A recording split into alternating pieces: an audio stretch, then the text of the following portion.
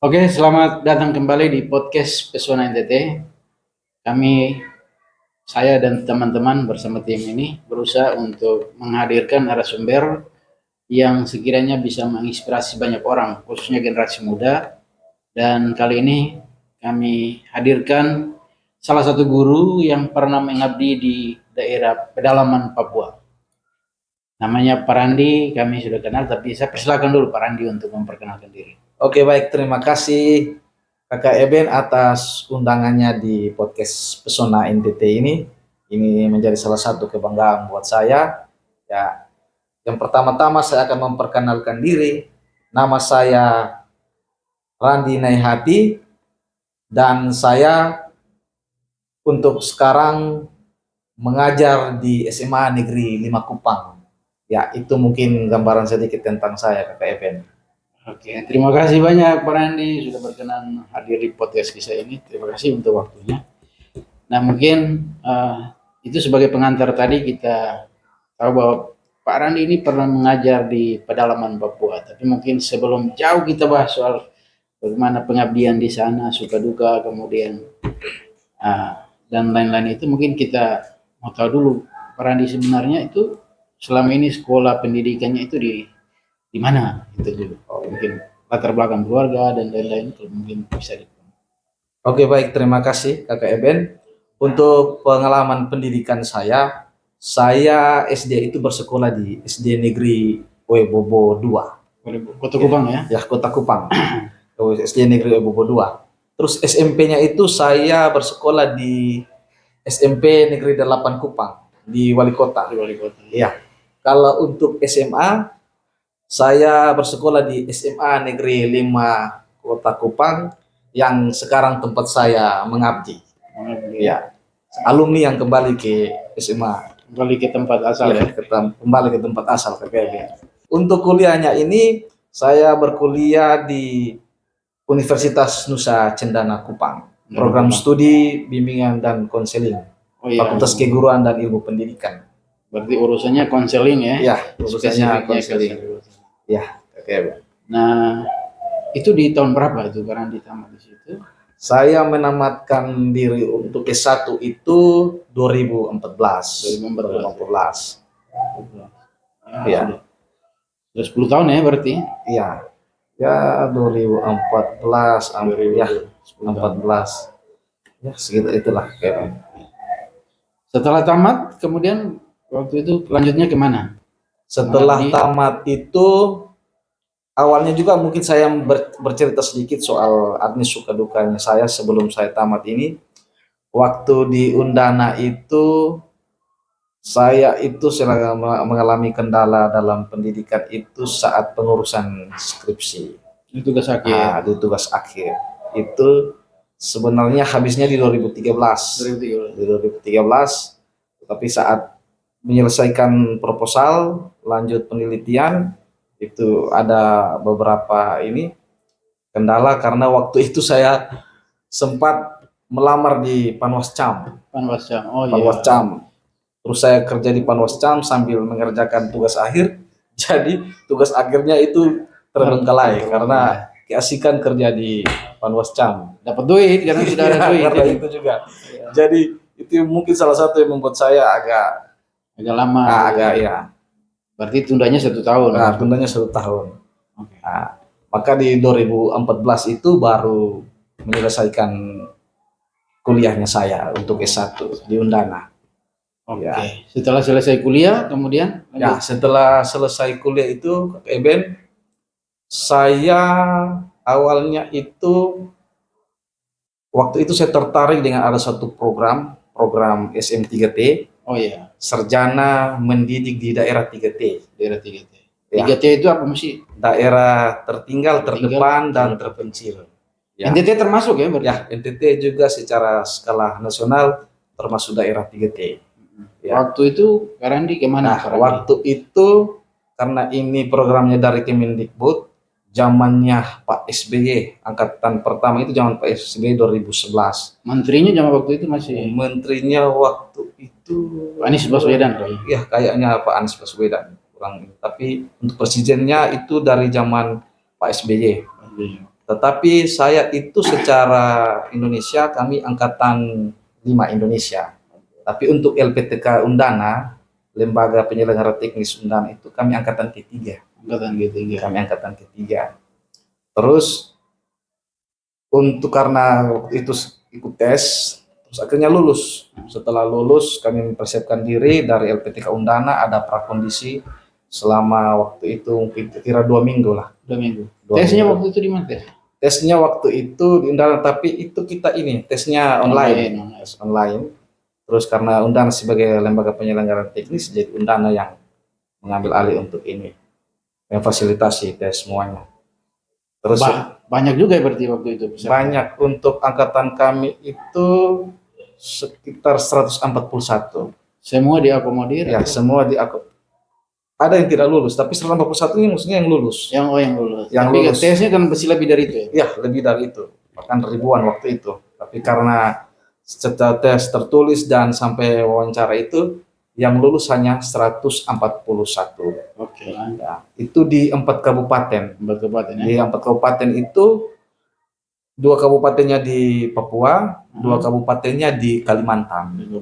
Ya, di Papua itu di Deyai, di daerah pegunungan, terus sama di daerah Mapi.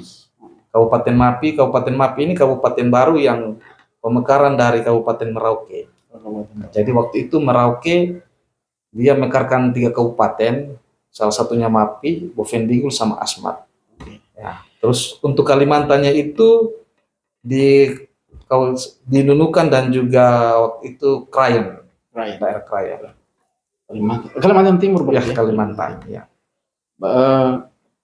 Terus kenapa? Ini kan putra-putri NTT, kemudian NTT ini juga masuk di daerah 3T kan? Ya. Kenapa tidak mengabdi di daerah NTT sendiri?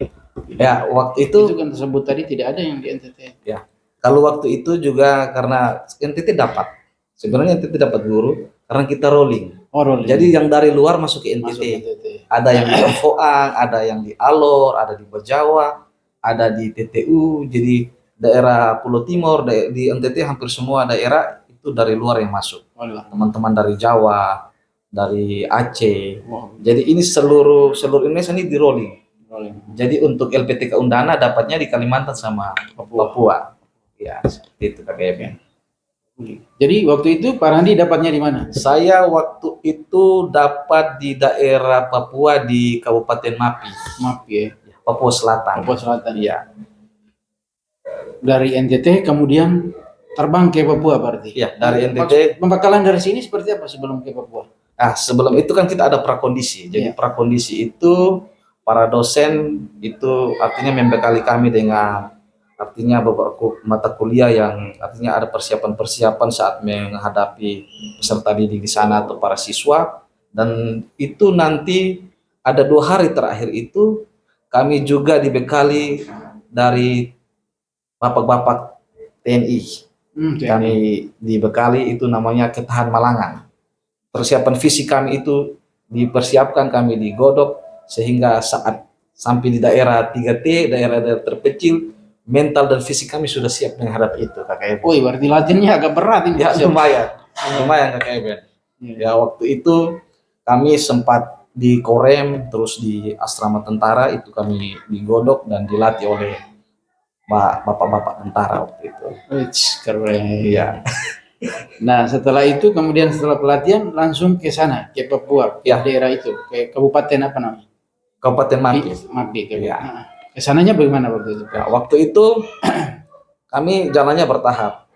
Dari Kabupaten DKI waktu itu duluan. Dari Kupang dulu. Ya, Cerita dari Kupang. Ya. Dari Kupang waktu itu dari Undana waktu itu membagikan kami semua perlengkapan bahkan sampai pelampung itu dibagi, tas dan kelengkapan lain itu dibagi. Terus dari Kupang itu kami terbang ada 38 orang yang Kabupaten Mapi, khusus Kabupaten Mapi. Kami terbang itu ke Makassar waktu itu. Ya, terbang ke Makassar, itu hanya transit. Terus dari Makassar kami malah ke Surabaya. Setelah ke Surabaya itu kami langsung ke Jayapura.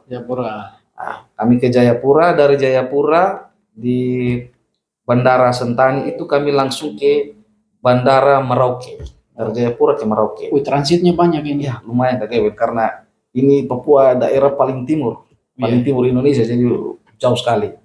Ya, setelah dari Merauke itu kami menempuh jalan daratnya itu hampir ya memakan waktu 12 jam lah. 12 jam. Itu dari Merauke sampai ke Bovendigul Asiki. Karena daerah perbatasan dengan Papua Nugini, jadi kami juga harus melewati beberapa pos lintas batas. Pos lintas batas untuk melapor. Itu sekitar berapa pos? Ya banyak. Saya tidak tahu lagi, sudah agak lupa. Jadi melintasi daerah perbatasan itu harus kami lapor. Jadi sekitar 12 jam kami menempuh jarak ke Bovendigul, ke Asiki. Nanti setelah sampai di Asiki, kami nyebrang lagi jalan ini, memakai perahu. Perahu artinya kapal kayu lah waktu itu, dibilang situ kapal kayu, tapi lumayan besar. Jadi itu satu malam dari Asiki kami nyebrang ke Mapi. Itu di daerah Kepi, ibu kotanya Kabupaten Mapi. Kami sampai di sana itu kami sudah dijemput oleh Pemda Kabupaten Mapi. Nah, yang sangat luar biasa itu Kakak Eben, dari Pemda Kabupaten Mapi saat menjemput kami juga ada kelompok Ikatan Keluarga Flobamora NTT yang juga ada di situ. Mereka hadir untuk menjemput kami. Mereka itu ada di Kabupaten Mapi juga. Ya, mereka ada di Kabupaten Mapi. Orang kita juga ada di sana. Orang kita ada di sana. Dan banyak orang-orang kita yang berhasil malah di sana. Ya, secara kontribusi mereka juga membangun daerah Mapi. Kita sambil ngopi, cerita sambil kita sambil ngopi. Kita sudah sampai di Mapi itu karena saya ingin tahu tuh, kita sebenarnya ingin tahu Mapi itu seperti apa kondisinya di sana, geografisnya mereka itu. Apakah sama seperti NTT atau mereka beda? Ya. Oke, jadi waktu dari Kupang itu kami berandai-andai Mapi ini seperti apa. Tetapi apa yang saya pikirkan itu malah berbeda. Karena saya berpikir bahwa Mapi itu mungkin hampir persis sama kita di Kupang atau NTT pada umumnya. Tetapi setelah saya sampai di Mapi, ternyata secara geografis Mapi itu artinya dijuluki dengan kota seribu rawa. Karena itu daerah rawa, daerah rawa yang sebenarnya dia dari distrik satu ke distrik yang lain, distrik itu kecamatan. Itu mereka satu pulau tetapi harus menggunakan transportasi laut, transportasi ini air, seperti ketinting, perahu, speedboat. Itu kenapa sampai begitu? Ya karena rawa, daerah rawa kan. Gitu. Ya, maka artinya itu kesulitan untuk akses daratnya. Iya. Jalan raya, masalah di jalan raya tidak ada atau seperti apa? Untuk jalan raya itu ada Kakak Eben, tetapi itu hanya di dalam kota. Dalam kota. Nah, di dalam kota di daerah Kepi saja. Dari Kepi saja mau ke tempat ke kabupaten ke distrik tempat saya mengabdi itu Kakak Eben. Di distrik apa tuh? Waktu itu saya di distrik Aswe. Aswegondo, namanya Asgon, distrik Asgon, Aswegondo.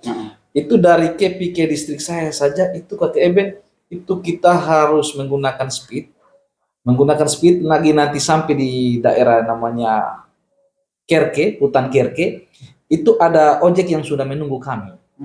Kami menggunakan jalan darat lagi. Tapi itu jalan daratnya ya lumayan ekstrim karena jalan daratnya bukan jalan raya. Tapi jalan-jalan tikus kayak jalan-jalan manusia. Setelah dari situ, saya harus melanjutkan perjalanan ke Kampung Aboge karena saya ditugaskan di Kampung Aboge. Oke, dari 36 ya, yang ke distrik yang ke Kabupaten Mapi, 38 teman-teman yang dari Undana ini ke Mapi itu, apakah itu ada satu tempat atau mereka juga dipisah-pisah sampai di sana? Jadi kami setelah sampai di Kepi, khususnya di Kepi itu, kami itu masih diterima dari selama 3 hari di situ. Selama 3 hari di situ, keluarga Flomomora, terus dari Kabupaten Mapi, terus dinas P&P, pendidikan dan pengajaran waktu itu. Jadi nanti 3 hari di sana kami ditempatkan lagi. kami ditempatkan lagi di daerah-daerah yang ada di Kabupaten Mapi. Jadi nanti yang dari 38 orang ini, dari 38 guru ini tersebar lagi kami. Oh iya. Kami tersebar ke beberapa distrik yang ada di Kabupaten Mapi. Oh iya. Ya, Lalu ditempatkan ke sekolah-sekolah. iya, ditempatkan di sekolah-sekolah. Ada yang di SD, ada yang di SMP, dan ada yang di SMA. Oh iya. Ya, kalau yang PAUD, otomatis mereka di PAUD. Ya, Nah, waktu itu di MAPI. Kalau Pak Randi sendiri waktu penempatannya di SD, SMP atau ya. Waktu itu saya penempatannya di daerah di distrik Asgon, di daerah Kampung Aboge. Aboge. Karena waktu itu hanya saya yang di kampung. Oh gitu. Teman-teman yang lain hanya sebatas di distrik. Di distrik. Karena waktu itu saya bertugas di kampungnya Bapak Bupati. Oh iya. Bapak Bupati Mapi waktu itu, Bapak Stefanus Kaisma zaman itu. Oh gitu. Ya, Istimewa juga berarti ya. ya istimewa, tapi ya ekstrim juga, daerahnya ekstrim karena yang paling ekstrim paling jauh lah, karena teman-teman hanya di distrik, tapi saya di kampung. Di kampung. Ya, tapi saya merasa bahwa satu penghargaan juga karena di kampungnya Bapak Bupati waktu itu. Di SMP, SD? Di SMP YPPK Santo Petrus Aboge. Ya, Yayasan Persekolahan Pendidikan ini Katolik. Ya, Santo Petrus Aboge. Nah, oke. Sudah sampai di situ, Iya. mengabdi di situ, bagaimana dengan anak murid di sana, guru-guru, penerimaan mereka seperti apa waktu ini kan orang dari Kupang itu kan, tapi meskipun culture kita hampir sama, Iya. budayanya mungkin hampir sama, tapi bagaimana kesan pertama ketika sampai di sekolah itu, penerimaan mereka seperti apa? Ya, waktu kesan awalnya itu mungkin di keadaan geografisnya itu. Ya. Di sana kan curah hujannya tinggi sekali Oh, KTP. gitu. Jadi musim hujan itu kadang tidak pakai musim. Kadang dia mau hujan dia hujan. Oh, ya. Itu salah satu yang menurut saya wah lumayan juga daerahnya ini. Terus kami dari distrik Asgon itu kami mau ke kampung Aboge itu kami menggunakan speed atau ketinting. Sampai di sana Kakak Eben, artinya di SMP ini kami diterima karena waktunya kami sampainya malam, kami nginap di salah satu tempat yang sudah disediakan guru-guru di sana, kepala sekolah, kami nginap di lab yang sudah disiapkan. Tetapi saat besok anak-anak ya kita tahu kan kita punya culture hampir sama. Tetapi ya anak-anak SMP di sana juga kalau mau dibilang untuk fisiknya besar-besar, jadi kita merasa wah ini hampir sama dengan kita waktu itu. Tapi mereka tuh termasuk orang-orang yang apa ya, sangat menghormati guru ya. Ya. Kalau di daerah Papua itu kebanyakan mereka sangat menghormati guru dan mereka tahu bahwa kami juga datang dari daerah yang timur ya, daerah timur hanya lumayan jauh. Jadi ya kalau mau dibilang ya mereka sangat menerima kami dengan baik. Oh iya. Ya. Masih ingat guru-guru di sana kan? Ya, masih ingat. Ada Pak Heri, Bapak Heri. Selamat siang Bapak Heri, apa kabar? Terus kalau masih sempat nonton ya. Ya, kalau masih sempat nonton, salam dari saya di Kupang dan juga di sana ada Pak Kaleb. Tidak tahu sekarang Pak Kaleb sudah bertugas di mana. Terus ada juga Pak Bartol, tetapi sudah almarhum. Waduh, ya, sudah almarhum waktu itu kepala sekolah. Tapi masih kontak-kontakan dengan teman-teman di sekolah itu? Yang kalau teman-teman guru tidak lagi, karena sudah dari 2015. 2015. Untuk anak-anak murid masih, kadang mereka inboxnya di Facebook, ya di Facebook. Berarti baik mereka komunikasinya masih jalan. Malah ada yang pernah sempat cari saya ke sini. Oh gitu. Karena kebetulan anak murid saya itu dapatnya istri dari Kupang. Oh ya, iya. Sekarang dia jadi tentara. Oh siap. Ya, bertugas di Jayapura. Jayapura. Ya. Terus kalau untuk mau kontak-kontakan juga kayaknya aksesnya agak susah, kurang tahu sekarang. Tapi dulu karena daerah saya itu jangankan sinyal Kakak Eben, listrik saja tidak ada. Oh listrik tidak ada, terus sinyalnya juga tidak ada. Jadi kebanyakan yang ketemunya kontaknya lewat Facebook itu yang kebanyakan anak-anak siswa yang sudah sekolah atau kuliahnya di Merauke. Iya. Kalau proses KBM-nya di sana sama seperti kita di sini atau ada beda karena Kalau proses KBM berbeda lah, Iya. perbedaannya karena minta maaf di sana itu otomatis yang pertama kekurangan guru. guru kurang ya? Gurunya Di kurang. kalau persis di sekolah itu berapa guru? Waktu itu gurunya itu sekitar 6 orang 6 orang dengan siswa dengan siswanya waktu itu hanya 3 kelas. Kalau satu 3 kelas, kalau dua kelas satu satu kelas. tiga kelas. Satu kelas kata Oh Eben. iya. Jadi semuanya itu 3 kelas. Heeh. Dan kalau mau dibilang guru yang aktif hanya beberapa orang saja. Iya. Ya kebetulan saya dengan teman saya Feus, Pak Feus, kalau sempat nonton, salam dari saya di Kupang. Saya dengan teman saya Pak Feus sekarang di Bejawa. Itu kalau mau dibilang kami dua itu sering kadang bisa buka sekat untuk gabung anak-anak untuk kami ngajar. Oh gitu. Iya, karena kawan-kawan guru juga kadang mungkin ada yang rumah jauh kesulitan untuk datang. Akses juga. Ya. Akses juga kadang kami Mereka sendiri. tidak tinggal dekat situ. Ya, ada yang tidak tinggal di situ. Jauh. Bahkan ada anak-anak yang ada dari satu kampung namanya Kampung Kopi. Mereka setiap pagi itu kakak Eben, mereka menggunakan ketinting, sejenis perahu kecil. Pagi-pagi itu mereka datang. Kadang sebelum kami ke situ itu juga kalau guru-guru belum ada mereka harus pulang kembali. Aduh kasihan ya. Dan memang untuk fasilitas juga tenaga guru waktu itu memang kurang. Dan memang kehadiran kami itu sangat diterima baik karena mereka juga merasa senang karena ada guru yang ke tempat mereka. Wah luar biasa. Iya kakak Eben. Berkesan itu sebenarnya. Ya, berkesan. Malahan ada satu cerita yang dimana waktu itu mereka tuh belum ada tiang bendera. Oh gitu. Jadi otomatis pagi-pagi itu setiap hari Senin mereka tidak upacara bendera. Jadi inisiatif saya dengan Pak Feus, kami waktu itu minta penjaga sekolah untuk sensor satu pohon di belakang sekolah yang dilihat lurus, disensor buat tiang bendera. Terus kami patungan, terus beli tali plastik, terus bendera, kami atur dia punya segala sesuatunya. Ini panduan untuk upacara, terus kami melatih anak-anak untuk PBB, untuk baris berbaris saat upacara.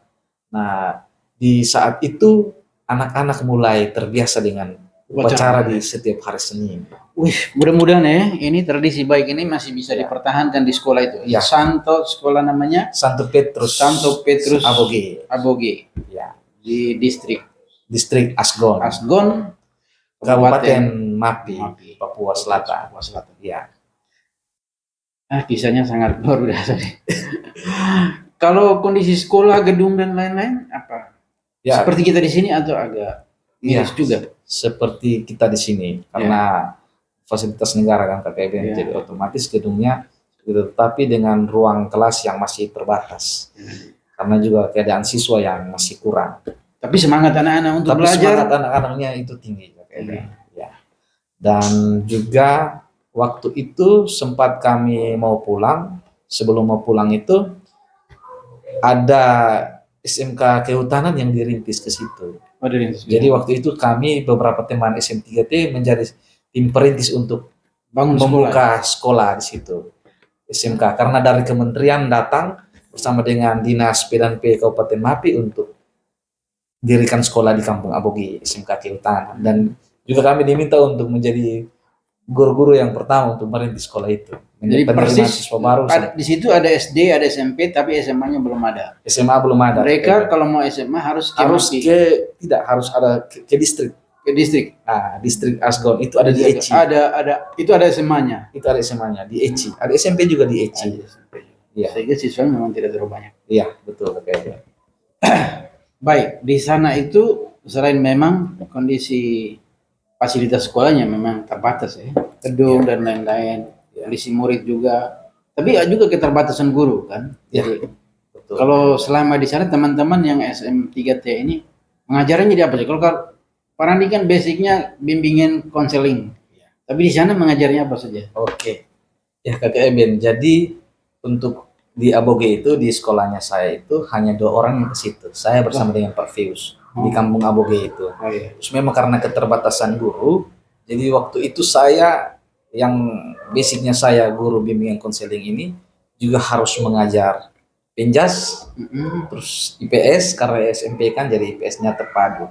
IPS terus agama, Iya. agama. Jadi kami juga menjadi guru-guru ini karena sambil juga kami mengajar ini juga secara basicnya saya layanan-layanan bimbing konseling juga disampaikan di situ. Begitu. Ya. Memang sangat keterbatasan guru kayaknya. Apa mungkin karena banyak orang yang kemudian tidak mau mengabdi di sana, mungkin jarak ya. Yang pertama mungkin jarak, atau juga mungkin soal kesejahteraan juga. Ya kalau mau dibilang juga karena memang untuk infrastrukturnya. Oh iya. Terus juga karena jaraknya juga jauh, tetapi juga karena daerahnya juga belum ada listrik, KKB, Iya, iya. belum ada listrik dan belum ada sinyal, otomatis menurut saya guru-guru yang ke situ kurang betah, Kurang betah. ya kurang betah. Jadi, Nah, selama mengajar di situ di SMP itu, eh, tempat tinggalnya di mana sebenarnya? Tinggalnya di mana? Ya. Di sekitar sekolah atau seperti apa? waktu itu awal-awalnya itu saya dan teman saya ini Pak Fius ini kami tinggalnya di sekolah, Di sekolah. Di lab. di lab IPA yang dibuat untuk jadi tempat penginapannya kami, tetapi itu hanya berjalan 3 bulan. Iya, iya. Setelah itu kami tinggal di rumahnya Bapak Bupati Stefanus Kaisma di Kampung Aboge itu. Karena rumahnya kosong, maka kami diminta untuk pindah ke rumah Pindah Bapak ke Bupati. Jadi waktu itu kami sangat berterima kasih dengan Bapak Bupati Bapak Stef Kaisma waktu zaman itu kami di Iya, sana. Ya. Karena sudah memberikan rumahnya untuk kami tinggal di situ. Selama berapa tahun tinggal di situ? Itu karena kami kan 1 tahun 1 pakai tahun. EBN. Oh ya, Jadi 1 tahun saja. ya, jadi 3 bulannya itu hanya di sekolah, tetapi sisanya itu kami tinggalnya di rumahnya Bapak Stefanus Kaisma, Bapak Bupati. Jadi sebenarnya di sana itu anak-anaknya punya semangat untuk sekolah nih. Ya, anak-anak punya Tapi semangat. keterbatasan fasilitas, kemudian tenaga guru juga. Betul. Nah, kita harapkan supaya pemerintah ini juga bisa mendorong supaya banyak juga orang untuk mengabdi ke sana. Tentu mungkin hal-hal semacam fasilitas diperhatikan, kemudian kesejahteraan guru juga penting. Soalnya makin banyak orang yang ke sana. Mungkin kayak berikut soal apa mungkin kesannya di sana, kesannya selama mengabdi di situ 1 tahun seperti apa? Ya. Suka duka juga penting untuk Suka duka dan kesan saya itu ya, kalau mau dibilang juga ada pengalaman buruk. Oh, pengalaman buruk ya. Ada pengalaman buruk yang dimana kami sempat kehilangan persediaan bahan makanan waktu itu. Oh, gitu. Ya, tapi saya menganggap itu bahwa itulah sudahlah dinamika kehidupan. Jadi Iya. setelah kami berlibur ke distrik, kami mendapatkan laporan bahwa Stok makanan ya tempat kami dijarah. nginap itu ya dibobol ya pintunya, terus ada orang yang masuk. Setelah Itu di rumah bupati masih bisa orang berani masuk. tidak, itu masih di Masih di sekolah. Saya kira di rumah bupati. Setelah kami kembali, kami cek ternyata untuk barang-barangnya kami aman. Ternyata hanya bahan makanan kami. Oh iya. Bahan makanan kami ya itu ada beras 3 karung karena kami harus beli persediaan bahan makanannya itu harus punya persediaannya banyak. Ya, contohnya karena jaraknya ke pasar atau ke kecamatannya lumayan jauh. Oh iya. Jadi kami itu ke pasar itu membeli persediaan bahan makanan ya mungkin untuk sebulan atau 2 bulan, 3 bulan. Berarti beli stoknya dalam jumlah yang banyak. Jumlah yang banyak. Biasanya kalau 1 kali belanja begitu berapa banyak? Ya lumayan, itu kami sampai lembut yang itu sampai 1 lembut yang panjang 2 itu bisa sampai 3 karung. Terus 3 karung beras atau itu nanti juga dengan mie instan, terus dengan telur, terus kadang udang-udang kecil kami beli. Ya untuk persediaan makanannya yang cukup lumayan lama lah. Tapi itu kan ada sekolah, seharusnya kan ada tempat yang memang ada pasar, ada tempat keramik. Pasti harusnya kalau kondisi di kita sih di NTT itu memang hampir sama, tapi setidaknya mungkin di situ ya untuk bahan makanan sih menurut saya tidak terlalu sulit seharusnya. Ya karena Tapi memang bisa di sana masih sulit seperti karena jarak ke pasar itu. Iya ya. Karena tidak ada jalan darat. Jalan darat. Otomatis juga kita harus menggunakan speedboat, menggunakan ketinting, menggunakan perahu. jadi lumayan, karena pasar di kampung itu tidak ada. Karena kan daerah rawa, jadi itu sungai semua, sungainya besar-besar. Jadi apa transportasi itu pakai itu? Iya. Kapal-kapal kecil Kapal-kapal ketinting, kecil ketinting, perahu lah, bahkan gitu. speedboat, ya. Speedboat kan. Ya. Ada pengalaman tidak mungkin ada kecelakaan kan? Ya kalau Kita tidak kecelakaan, punya, Bang. kalau kecelakaan tidak ada Kak Eben, tetapi kalau awal naik ketinting tuh sampai artinya juga lumayan gugup karena ketinting itu kan kayak sampan kecil yang sampan kecil. ya kita naik itu hanya satu gaya saja, duduknya harus tenang. Apalagi Karena kita kalau tidak biasa dari ya, sini kan. karena kan hanya kecil Kak Eben dan kemudinya ada di belakang, bukan di depan, jadi lumayan ya ekstrim juga ya. Apalagi dengan sungai yang besar-besar, hutan yang besar juga, jadi ya kalau naik ketinting itu yang mau dibilang ekstrim. Ya.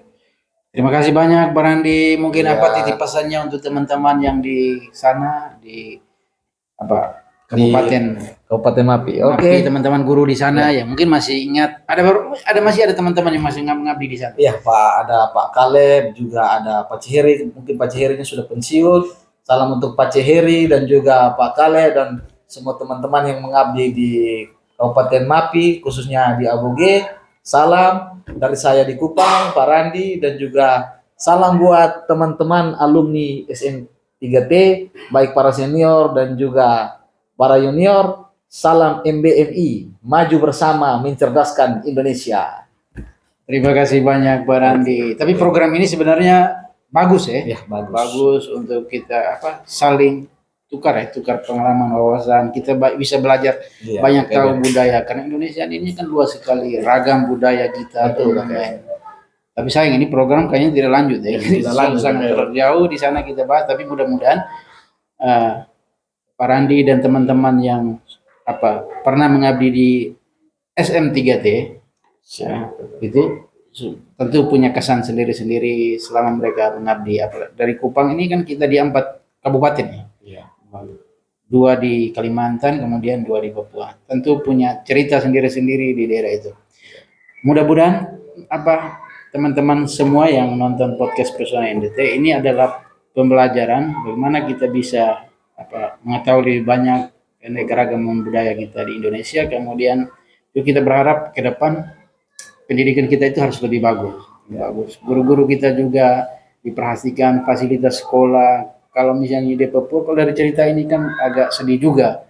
Mungkin Pak Randi agak tantang ceritanya. Sama juga di NTT juga begitu juga. Soal pendidikan ini juga masih sulit juga.